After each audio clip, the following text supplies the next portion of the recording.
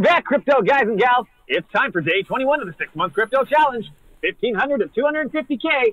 Where are you at? And we answer. Here to guide you along the way, it's Mr. Techie. Hello, good evening, and welcome everybody to day 21. This is the last day on the first 3 weeks of our 26.5 week journey into turning 1,500 USDT into 250,000. And so far, Bitcoin is against us. And that is not that great. So, welcome everyone. Let's start off with our daily tradition. We're going to check out our balance. We know it's a bit lower than it was yesterday, 1370.91. And we come here, 1370.991. That's down minus 2%. Why is it down? Because we're holding Walton and we're holding ICX. And Bitcoin has been going down. So the value of these guys has been going down. Oh, it's a long journey, guys. So far we are 3 weeks into the challenge and we are still not quite in a plus, which is a bit of a pain, to be completely honest and frank with you guys, but it's nothing to worry about because we still have another 23.5 weeks left and we still have a lot of time to make a lot of money. So I am not concerned, I am not worried about it. It's just the current market is a little tiny weeny bit infuriating. Or maybe it's not infuriating. Maybe it's not infuriating. Maybe it's an opportunity. What kind of opportunity? To be honest, the way the market has been going has been a really, really interesting lesson to a lot of traders. Because the traditional kind of working in a bull market or even in a level market, the traditional strategies that people take, they are not as successful now. There is a much higher risk to lose a lot of money. And as a result, people are being a lot more cautious. And this is teaching them to actually go through and prepare and learn a whole new load of skills. Because if you want to start to make money in this market, you got to start to change your strategy. You got to be doing things in a different way. And as a result, a lot of traders have taken a step back to reanalyze the situation and to find a new approach into trading. Now, yesterday we had a mini stream, and the mini stream was quite long. It ended up being about 6 hours long. And it was a mini stream where we were waiting and searching on Bitcoin for a beautiful bottom. Okay. And as you guys can see here, I think I've got maybe possibly too many lines on my chart again. I may have to start to gray some of them out. But effectively, we had a beautiful, massive fast drop. We had a bounce. We came back down again. And I think we cut off the stream around here somewhere. We cut off the stream. And Bitcoin went up and then came back down again. And down here, it hit a magical number. Down here, ladies and gentlemen, Bitcoin hit exactly 12,000. That's $10 more, but it hit exactly 12,000. And then it bounced. 10,200. 10,200, sorry. 10,200, yeah. 10,200. It hit 10,200, and then it bounced up. And this suddenly gave a lot of people a lot of faith. A lot of people believed this here was the bottom. Let me just make this line here a slightly different color so that it is blending in less with the lines around it and everyone can see it nice and clearly. Oops, we should make it zoop. There we go. So we hit 10,200. We bounced up, a beautiful bounce, okay? And then kind of came back down again, went up, and as you guys can see right now, it's got a beautiful red candle. We're looking at the 15-minute chart on BTC USDT for Binance, okay? And is this the bottom? I don't believe so. A lot of people don't believe so, okay? We believe that this was just a nice bounce off a certain level and we kind of climbed back up. Now, why didn't I trade this? I wasn't actually looking at the charts when this happened and I kind of missed it and I thought, okay, I might as well just observe this, okay, and see how this bounce is reacting. Seeing effectively the human factor in the bounce. Because when a bounce happens and it starts to grow nice, like this is a big, beautiful green, okay? As soon as you get one of those, people really like to dive in. And then you can actually kind of see people's confidence by how the chart has panned out. So effectively we went from 10,200, not 10,000, 10,200, and we reached an absolute peak of 10,650. Sorry, 10,550, not 10,600, 10,550. I've been looking at the charts too long. All my numbers are muddled up. So we jumped up $350. Okay, that's a very nice bounce. However, we didn't manage to close a candle, okay, above 10,450-ish. Okay, so this here tells me that there was a good amount of confidence, there was a good amount of FOMO by people, and a lot of people believed that this here was a bottom, okay? Because it's at a magical number, let me just adjust this down to exactly 10.2, okay? Because this was a magical, I thought I adjusted you. There we go, something like that. Because people thought this was a magical number, 10,200, it's a complete number. And even if we come into Binance and we have a look at the chart itself, you will see it hit 10,200 to the penny. There we go, 10,200 exactly to the penny.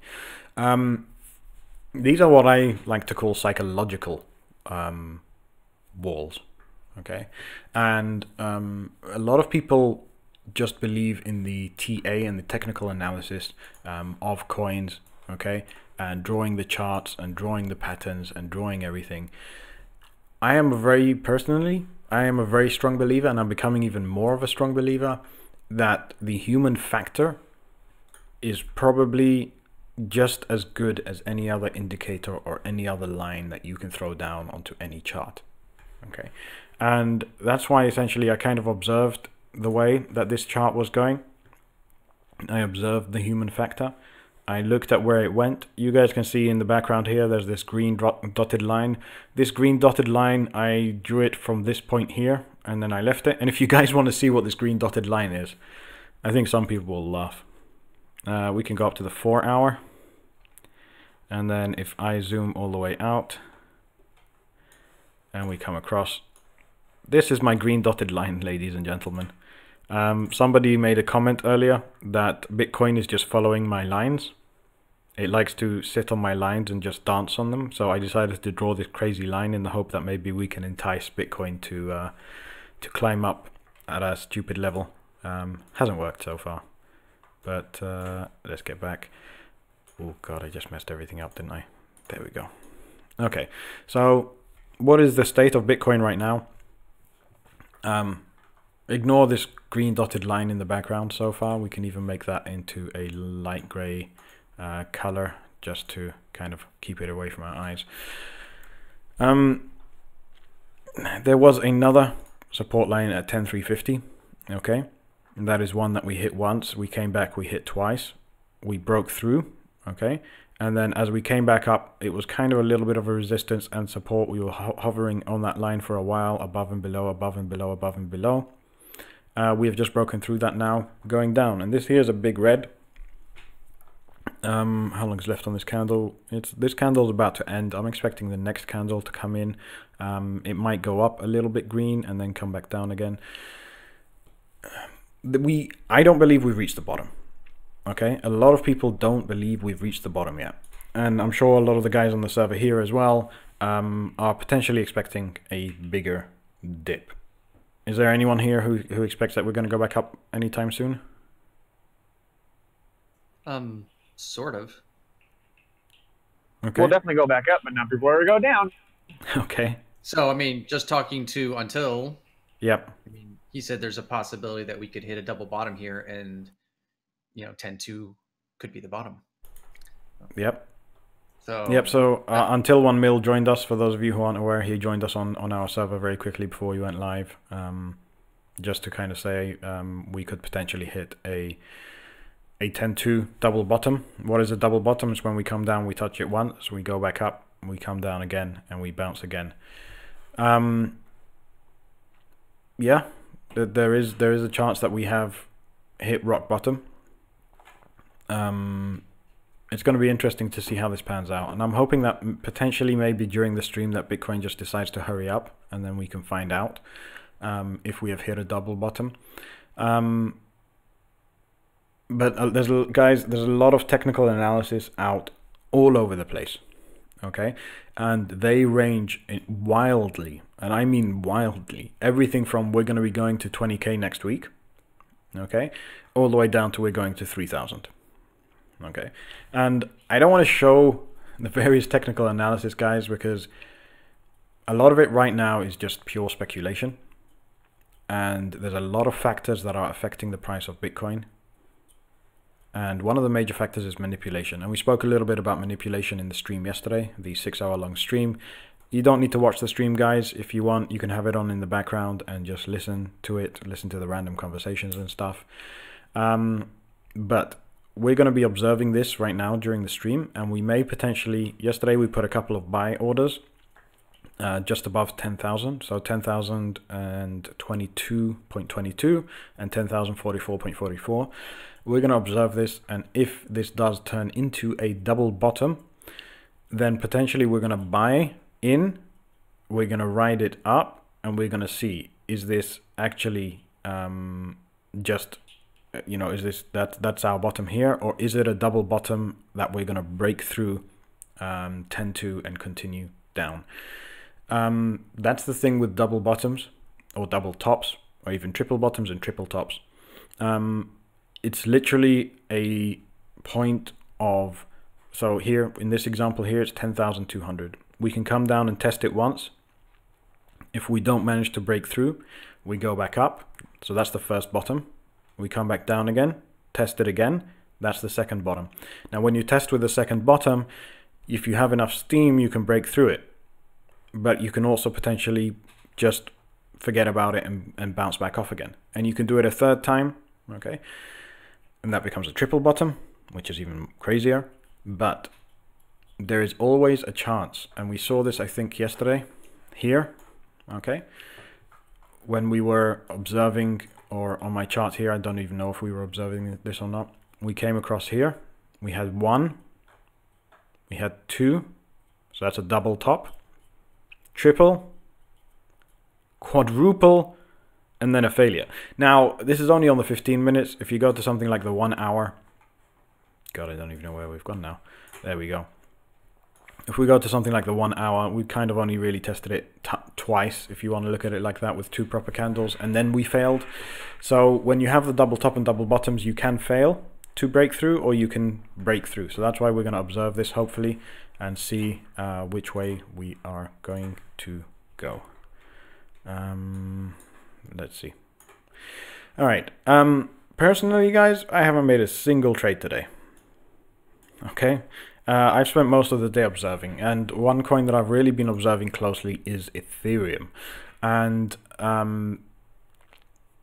I was doing a lot of calculations, and I was doing a lot of research right now, because I am becoming an even stronger believer that Ethereum may be a very powerful coin to watch out for this year, and that it may potentially do something which is called the flippening in the crypto world. I never really read up on the theory of the flippening, but what I'm going to do, guys, is I will research it enough to where we can talk about it comfortably. I know the basic gist of it. Yeah, it's not a theory. It's just the market cap is above Bitcoin. Yeah, but correct. And what it is there's actually a website that shows the comparison between Ethereum's market cap and Bitcoin. Last time I checked, it was like 65 to 70%, something like that. Flippening watch. It's basically when Ethereum's market cap overtakes Bitcoin, and Ethereum becomes the #1 coin. But there is a lot more. So there is just the idea that, oh yeah, when this overtakes that, then XYZ. But I want to kind of do a little bit more research into what the possible implications will be, and how potentially the market may react, and how, you know, if Ethereum does overtake Bitcoin, you know, what will actually happen, you know, in terms of what will the results of the flippening be, rather than just what is the flippening. I mean, you guys can see here Ethereum versus Bitcoin. This is the flippening watch, okay, or flippening.watch. And essentially, there's a lot of the ones that are marked in green are supporting that everything can flip over. Okay, we're still left with the market cap. That needs to flip over, as well as trading volume as well. That needs to flip over. Transactions, Ethereum already has, 4 times the amount of transactions that Bitcoin does. It's already over it in terms of mining reward, and the amount of nodes as well is double what Bitcoin has. I don't know why they've got Google Trends here. I never kind of, really checked it out to see what effect this will have. But we may do a day where we talk about the flippening, and what result that will have, and how things will potentially be affected in terms of the crypto world, effectively. I don't know. Yeah. So we may, but in order to do that, we need to cover what is Ethereum. And in order to cover what is Ethereum, I think we're going to need a day by itself. I know we could just turn around and say, oh yeah, Ethereum is just a blockchain platform for everything from digital apps to smart contracts, and people can integrate their systems into it, and there's kind of no network because it's all on the blockchain, and therefore everything is... We could just do the light stuff, or the general spiel that people talk about Ethereum. But I think maybe we might dive a little bit deeper into Ethereum and have a look at the project itself and how it started, where it's headed, what the future developments will be, and how they can potentially impact the blockchain world, rather than just looking at it as a token. I think that's a great idea as well, seeing as there are so many other coins that try and do what Ethereum is doing, such as other blockchain coins, and it will give people a better understanding of different blockchain technology. Yeah, and so, we don't just... I know a lot of people in the various trading communities, a lot of people talk about projects and stuff, and sometimes it's better to actually research and really get to know something. And I think Ethereum is one of those things, because there's so many other coins and tokens and systems and networks and everything, projects that are very similar to Ethereum, or they are looking to become an Ethereum alternative, as it would be. So it might be nice to have one day where we cover, what this generation of blockchain technology is. What do you think, Demilon? Would it be worth to do maybe a few days of checking out all of this stuff? Few days? I don't think so. Maybe not a few days, but just one day of Ethereum, and then maybe like maybe a full day. Just on the stream itself, I think keep it light, and then I think you can post links to where people can read about it. Because okay, yeah, that's a good idea. It's a lot of stuff unrelated to trading. So yep, that's true. Okay, then we can lightly talk on the subject, and we can give you guys some links. That's a great idea, Demilon. Thank you. And then you guys can research the technology and stuff yourself, and then we can at least then be prepared to see how Ethereum will react once the market starts to recover. Got a message here from Mr. Zach and a 0 with a chart. I'm going to open it up on stream.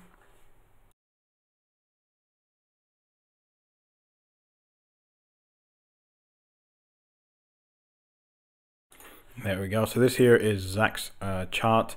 To me, it appears like he is using the Elliott waves theory, which is something, guys, that we may be talking about in the intermediate or the advanced TA week. And essentially, he's got a very beautiful that's interesting points, though.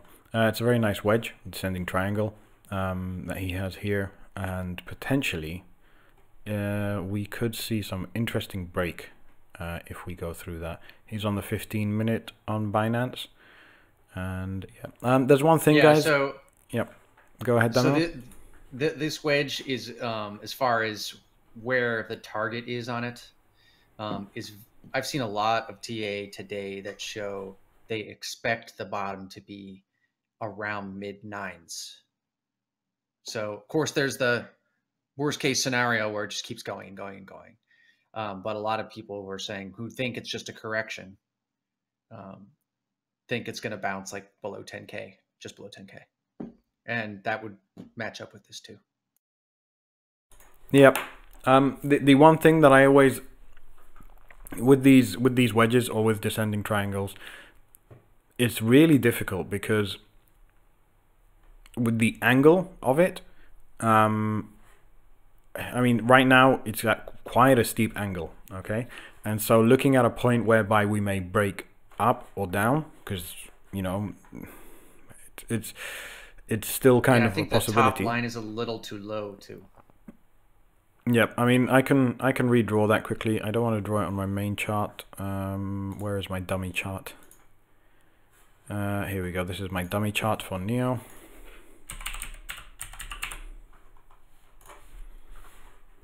And yeah, okay. So essentially what I like to do when I draw these wedges is that people look at the chart like this. This is on the 1 hour. We can leave it on the 1 hour for now. I like to really bring it down like this, okay? And then I can nicely draw my lines, okay, on there. I believe we can take, oop.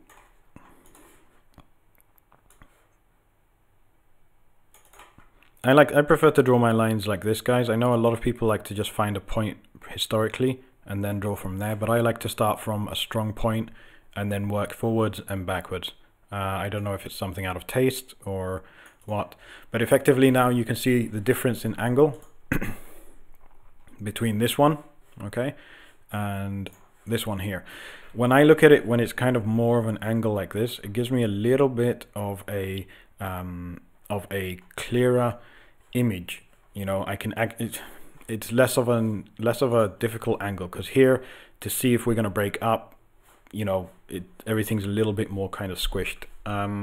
So just an advice, guys, if you do draw these, try and get them where they actually kind of look a little bit more flattened. It can give you a better range and a better idea of where you may end up coming out. Jay Lee saying it's the same thing. Yeah, this is essentially the same thing, except for it's easier to analyze the situation, okay, rather than having it kind of really vertical like that, because when you have it like this, then you've enlarged the movements of the candles, okay, and then it's difficult to kind of get your range in there. Whereas when you have it squashed down a little bit more, it's a much smoother shape. You can kind of see that there's more time, in a sense, to travel along the candles, rather than it sometimes being deceptive in terms of, you know, here it doesn't really it looks like you're going to have to drop a hell of a lot in order to make any kind of movement. So I would say just try and, you know, you can adjust your scale, and it makes it a little bit easier to look at and analyze and see how the pattern works out in there.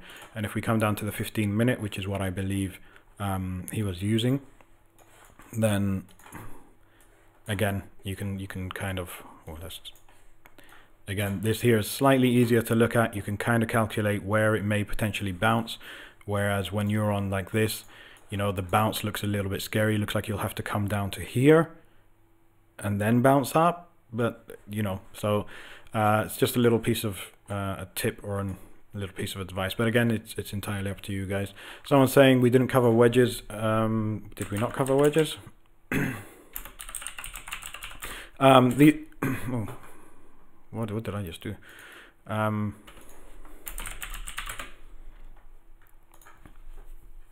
There are, where's that nice handy one that I've seen before? There's one nice Google image that I've seen that I actually have saved somewhere on my computer, but I don't want to go fishing through my files.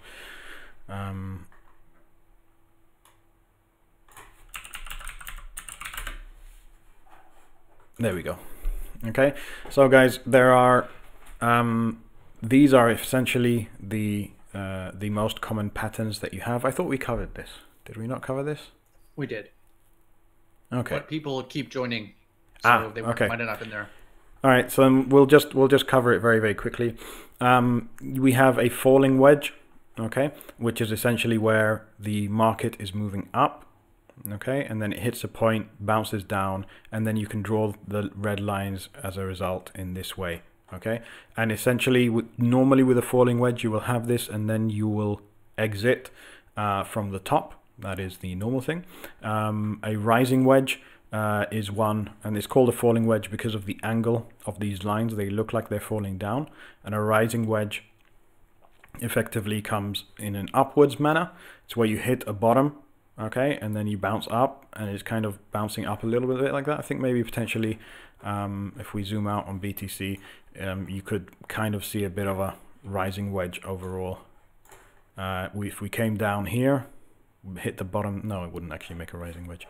And then you have a bullish rectangle. We had a bullish rectangle, or even a flag, quite commonly it's called, on LTC a while back. Let me see if I've still got that on my chart somewhere here.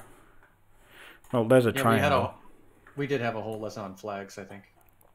Okay, I thought we did, but okay, then maybe yeah.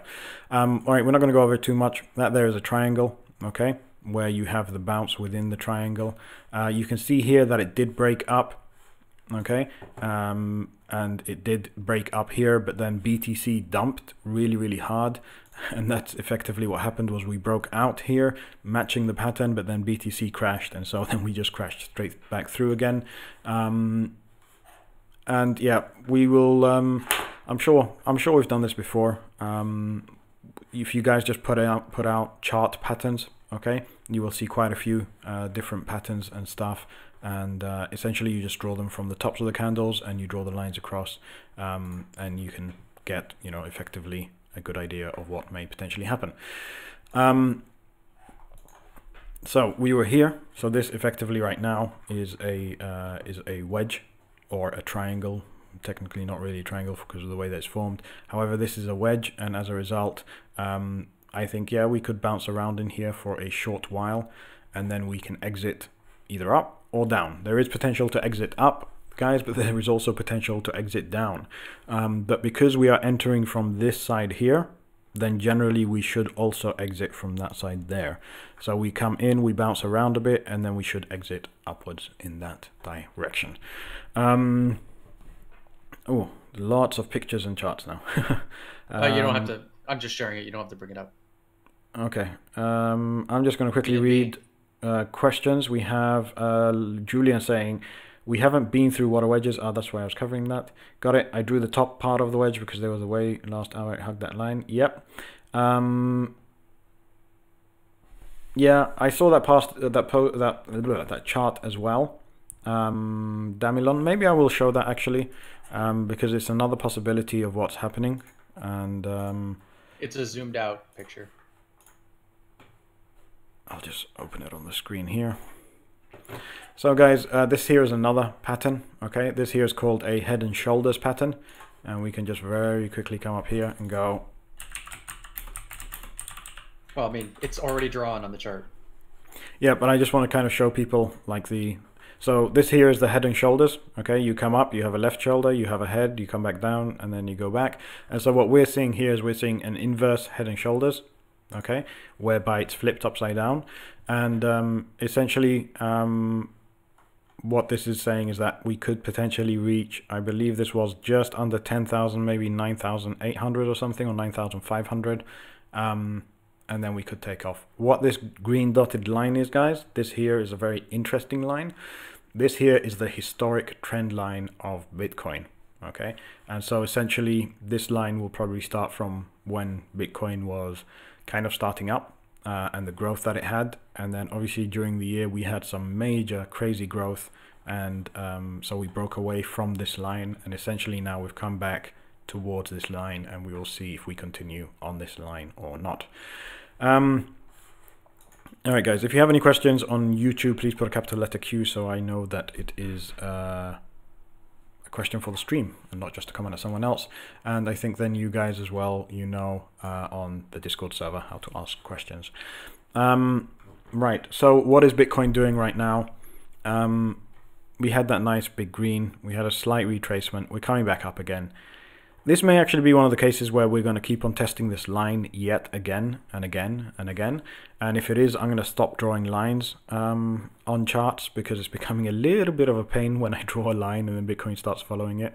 But as you guys can see here, I have drawn a channel, okay, as an alternative. We may potentially have a channel that we are going in as an alternative to the wedge, which is from about, oh god, which is approximately kind of that direction. That would be the wedge, and we have an approximate channel, okay, which is an alternative. So we are getting close to the bottom, I believe, in my opinion. Okay, because seeing how the people reacted to here, okay, gives me a lot of confidence that we are, you know, we are nearing the point of confidence for people. But that's only the human factor. Right, I seem to have completely confused myself and thrown myself way off track today. I don't know what's going on with this. Damilon, you have been doing some trades today, haven't you, sir? Just buys. Okay. Do you want to talk about what you have what your strategy now is for the coin you are the coin you are buying? Yeah. So, because of the uncertainty of Bitcoin, if a lot of you have noticed that a lot of alts have been kind of failing when Bitcoin was rising, and then of course they continued to kind of remain stagnant as it was dropping. Of course, that's just changed now because I think Bitcoin is stabilized a bit for the moment. And if you look at any of your alts, a lot of them have actually gone up in the past hour, especially like Nano, GTO, some other coins like DLT. You know, they're up like 10% at least or more for the day. So if you bought any already from the bottom there, you would have made some nice profits. Someone in chat said they already were doing that. So congratulations. So because we had a lot of varying TA and we were seeing some very large dips, I'm doing kind of a historical resistance line level buy. I'm doing staggered buys down. So I took a worst case scenario and I said, assuming that we go all the way to 6K, which I don't believe we will, but I have to plan for that. I'm going to buy at historical resistance levels on the way down, increasing my buys as I go. So I chose NEO because I wanted to stay in Tether as we dipped, and I'm buying directly using the USDT trading pair. So you could do this with Ethereum, Litecoin, NEO, Bitcoin. I'm doing this with NEO. Primarily those 4 coins, and BNB actually would work too. I would not necessarily recommend this with Bitcoin Cash because I don't consider it as stable of a coin as the other ones. But on Binance, at least, BNB always goes up with Bitcoin as well. So that would work. But basically, the whole point of this strategy is you're accumulating as you dip with the intention of holding it until it recovers. So it could very well happen that we drop down to a level and it sits there, and then I'm just holding. And that's the downside. Usually with a very big dip, you get a quick recovery or a somewhat fast recovery. But the downside of this is that as I'm buying, if it goes all the way down, I could run into problems. So I started buying. If you can see kind of at my first line there, I bought NEO at 123, right around that level. And I started very small. And as it's continuing down, like it crossed 119, I placed another buy as it crossed through that. And it's just getting to the next one down. It got right above 113 on the last bottom. So if we double bottom out, it might have not dropped to quite the level that Bitcoin did. So that would have been the next buy. So if it turns out that it stops there, I still made some purchases automatically. I didn't have to stare at the charts. And if it recovers, I have all those low. And now, just 48 hours ago, NEO was at 140. So even if I'm buying at 120, that's over a 20% profit that you would get just on that. So, and I consider that a pretty strong coin. Now, on an altcoin, if you were to happen to buy Bitcoin and then pick an alt that goes up, then you kind of double dip on your profits. So there's a lot more potential profits using BTC trading pairs, but there's also a lot of altcoins. So you'd have to pick one that actually recovers well. So a lot of times good volume coins, high volume coins and strong coins are good. But as we saw on the last dip, sometimes they just don't do anything. So you could have picked the one that didn't necessarily work. Like Walton didn't go up the last time, but historically it has. In which case you kind of get stuck holding it. So my plan for this is I'm just buying as it goes down and I'm staggering my buys. And I'm planning, if it keeps going down, that I will be able to keep affording to buy more. If I think that we've hit the bottom and we say double bottom out now and break out of that wedge, I can just cancel my lower buys and consider buying something else or buy more at that price. But as it goes down, that way I don't miss the bottom. I'm always near what the bottom is.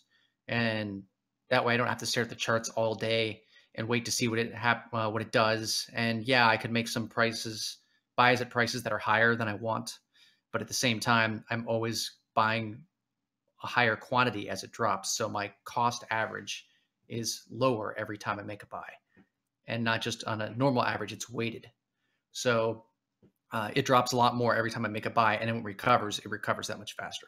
So that's kind of my strategy as far as this particular dip. And I think after this, I think we could see a much more stable Bitcoin, or at least I think people are going to be a lot more happy if we get, like to say, break 12K. They're going to be pretty confident that we're going to be transitioning into a bull market. So at that point, you can be in Bitcoin and trading in alts. And I usually haven't held any alts overnight. Almost this entire challenge, I've been just trading back and forth, taking profits by little. And it's worked out for me so far. But then at the same time, you could miss out on a lot of potential gains when you're not holding a coin. So that's only what I'm doing until this is over. And hopefully it works out for me. This is similar to the Quick Fingers Luke method. You can look him up on YouTube. Basically he calls them bases, but they're traditional resistance lines. And this is a 4-hour chart, if you notice. So I'm not looking at like a 15-minute chart or a 5-minute chart, because you're going to see all these different dips. So you usually look at zoom out a bit to see kind of the bigger picture of where it goes. And that's why it's a little better to stagger it out. And it gives you a better idea of maybe where you want to place some buys. Yep, Jonathan Sanders on YouTube was just asking, where are you basing the points from? You base them wherever there was previously a major trend reversal. Okay, that's why you kind of look at the 4-hour chart. Otherwise, you're just going to end up seeing lines everywhere. So anywhere there was a major trend reversal right here, you come back up. And if you see it met this point here, it met this point here again, and it met it here a third time. Okay, again, in order for it to essentially be a valid point, generally you should have at least touched that point twice. So you have once here, you have a second time over here. For this bottom one, you have once here. We don't have anything in the future. You could say, yep, here there was a bit of a trend reversal where it bounced off of that point there. So you just go through the chart, zoom out, and you will start to put lines, move them up and down, and then they will start to find their place, essentially. So that's how you use this tactic. Julian was asking on the Discord server, so Demilon, you have a very different strategy than Mr. Techie, who did all in on 2 buys on BTC. This is a very different strategy, because what happens here is essentially, depending on how far down you go, is depending on how much you pick up. Okay, and Damilon, he doesn't want to look at the charts for much longer. I know the position he's in. I don't particularly want to look at charts much longer, and so he's drawn the lines. Okay, and he's put his buys at these lines. So depending how far down we go, depends on how much he actually manages to accumulate of this coin, which is Neo. For myself, I was actually going to add a little. I usually buy right below those lines, so when it crosses those boundaries, and then at the same time, like you said, if it reverses, say just 2 lines in, I have a percentage of my tether that still hasn't been spent. Yep. So I may only have 20% in based on my limit buys, and I'm not just going to like ignore the fact that, hey, if it reverses and I don't have that money in, I'm not just going to leave it in tether, but I'm going to have to watch, at least keep an eye on things to see how the market's doing. I just don't want to sit there and have to stress about what everything is doing at the time. I have my plan, and if the plan doesn't work out as far down as I want it to go, then I can always buy in more later. Yep. So this here is an alternative trading strategy, or it's one of the trading strategies, not an alternative. It's one of the trading strategies that is sometimes quite often used, where you just layer in buys and you just leave it and you walk away, and then you come back and you analyze the situation a little bit later on, and you see how much money you have left, and then you can start to buy in with whatever else you desire. The reason why we're not doing this with the challenge is because we could potentially set these up, but then for the next few days we could just be sitting around waiting for them to be hit. And whenever you set in one of these buys, your funds are locked up. So as an example, if I come across to our Binance account right here, as soon as you put in a small buy, okay, so yesterday we put in our 2 buys and all of our funds are locked up. Now, because we're trying to find the bottom and we want to buy at the bottom and then buy into an alt, potentially immediately, we don't want to lock up our funds in a whole bunch of orders that then we potentially have to come back and recalculate and kind of cancel a bunch of orders and leave some and decide. It's different trading approaches, different trading, different ways of trading. There are some people who just haven't even got orders in and they're just waiting for the next few days, and they will come back in a couple of days. And those are that's another strategy, is to just walk away, let the market kind of recover, and then come back in and start to invest again. So there's quite a few different approaches for what people could potentially do. But for the challenge, we are just watching and waiting, because I know that a lot of you guys as well are just watching and waiting. And, for my own personal thing as well, I have the time to sit there watching the charts all day. So I will be sitting there watching the charts all day and picking a good point to buy in at, essentially. Basically. So Damilon, thank you very much for explaining this approach. I like having different approaches so that then you guys can understand there isn't just one way of trading in life. There are multiple ways, and we will be covering a lot of different strategies and techniques and ways of trading as we proceed and as we progress on the challenge. I think that's going to be it for tonight, guys. Again, the market just moving in a really, really odd direction. Not giving my, I don't have a lot of confidence in it right now.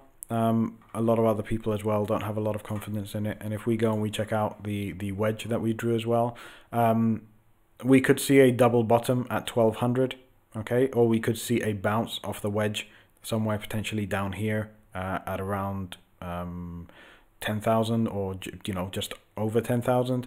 And then we could break through the wedge or the channel or the resistance line. We've got so many options right now of what we could potentially be in. I've got a little bit too many lines on my screen. I'm going to have to start to remove some because it's getting quite cluttered in there. But yeah, I think that's it for now, guys. Catch us on the Discord server. I will still be online for quite a while. And now we have our own challenge voice room on the Discord server as well. And we will start to make a use of that. So if you haven't joined the Discord server, you need to go to the website, which is linked in the video description. And on there you will find the link to the Discord server, where you go, you sign up, you find the room that says sign up for the challenge. And then you go there and you put a comment saying I am in. And then you get added to the secret rooms for the challenge, where you can then see and talk about everything. That's about it, guys. I'm sorry if someone sent me a message over the last few days and I haven't replied yet. If that is the case, please resend the message. I get a lot of DMs throughout the day, and occasionally I'm not in a position to answer them. And then by the time I come around to go back through my list, there's about another 20 DMs, and it makes it extremely difficult to go through and answer them. I really appreciate Damilon answering a lot of the questions that you guys have. Absolutely great. Thank you very much, Damilon, for your effort on that. Sure. And guys, we will catch you all tomorrow. So have a good night, and we will see you on the Discord server. And that's it. Take care.